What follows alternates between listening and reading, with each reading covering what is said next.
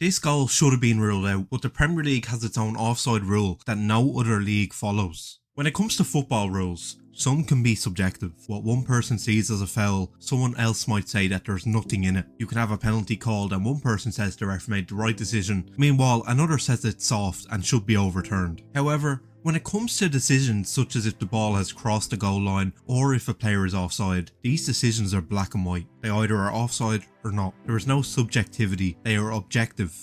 But not in the Premier League. Under the International Football Association boards, or also known as IFAB, laws of the game, a player is offside if any part of their head, body or feet is closer to the opponent's goal line than both the ball and the second last defender at the moment the ball is played, unless they are level. In theory, this means that if even 1 millimeter of a player's body is in an offside position, by law, this should be called as offside. There is no tolerance level, nor is there a benefit of the doubt for the attacker. It is an objective based outcome in every league in world football, except for the Premier League. Right now, in the Premier League, there is a level of tolerance provided for offside decisions. This is due to the technology being used for VAR not being entirely accurate. As we see, refs have to check each frame individually and find the point of contact for the ball, and then use lines to judge if the player is offside. However, using these frames is not always accurate. As we see all the time, VAR has to manually do the lines for offside. In tight decisions, this can be difficult. They have to find the exact furthest point of both the potential offside attacking player and the furthest back point of the defending player. Since it is a man-made process, it will never be 100% accurate, but it is damn near close. This is why there is a tolerance level currently in the extremely tight decisions where they cannot fully judge if it is offside or not. The benefit of the doubt goes to the attacker, allowing them a small margin, reportedly around 5 centimeters, where they won't be ruled offside even if the technology suggests they are. The only issue? This is against the laws of football. Yep, technically, the Premier League is breaking the laws of football. Under the IFAB description and explanation, there is no tolerance level for offside decisions. In fact, even the Premier League states on its own website, it is important to remember FIFA's VAR protocol does not permit any degree of tolerance, so offside is offside. The rule is clear: if any part of the attacker's head, body or feet is beyond the second last defender when the ball is played, they are offside. There is no room for interpretation, no grey area, just a binary decision. In other words, the Premier League has introduced a rule that directly contradicts the sport's global laws. No other league does this, all thanks to semi-automated offside technology. And because of that, goals that would be disallowed in the Champions League or the World Cup are being given in England's top division. First of all, we want to give a shout out to Foot Offsides on Twitter, whose posting brought this to our attention. So before we get into it, buckle up, because Liverpool fans, you might get annoyed here. In the recent Merseyside derby match, James Tarkowski sent Goodison Park wild with a late equaliser, but by the laws of the game, the goal shouldn't have counted. It's fine. Perfect. Yeah. Off. Thank you, mate.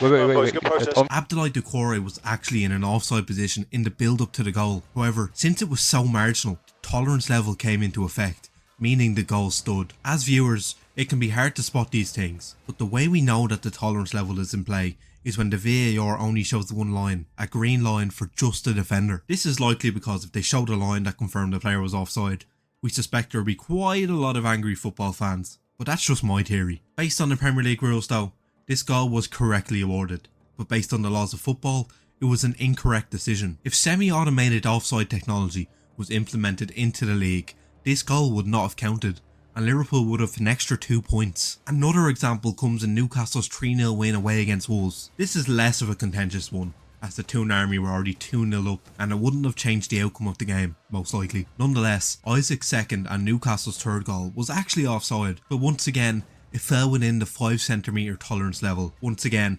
this goal was not a wrong decision by Premier League standards, but by the laws of the game, the decision is wrong. The Premier League's decision to introduce an offside tolerance level might seem like a logical idea in order to prevent frustratingly marginal VAR decisions. Time and time again, we see people annoyed with how long these offside decisions take, and often they say that the attacker should be given the benefit, but offsides are black and white. You are either offside or not offside. There is no in between. There is no subjectivity. The offside rule as written by IFAB applies universally, whether in a Sunday League match or the Champions League final, even if your local team of amateur ballers doesn't have the benefit of highly expensive technology. By choosing to implement its own version of the rule, Premier League has effectively created a situation where offside decisions are judged differently in England than in every other major competition worldwide. Another key issue is the credibility of the Premier League's approach. By implementing a tolerance level that doesn't exist in the official rulebook, the league has essentially created its own interpretation of the game's laws. While it might have been done with good intentions, to prevent marginal offside calls that frustrate fans, it is against the law. So while one goal would count in the Premier League, it may not count in the Champions League,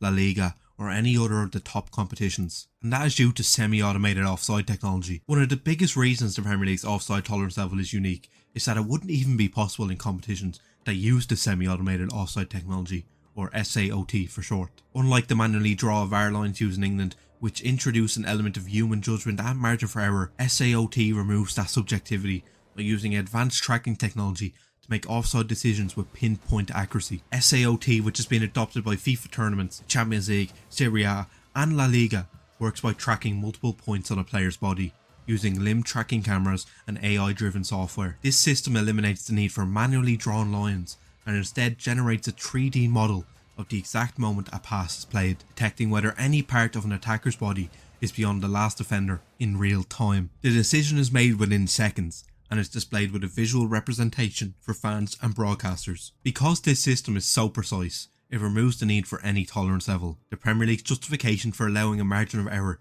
stems from the limitations of its manually operated VAR offside lines, which can produce slightly different results depending on the exact frame selected or the way the lines are drawn. But with SAOT, there is no doubt on if it is onside or offside. The technology is accurate enough to get decisions right down to the smallest margins without the need for a buffer. Either a player is onside or they are not, just as IFAB's laws dictate. But why isn't this technology in the Premier League?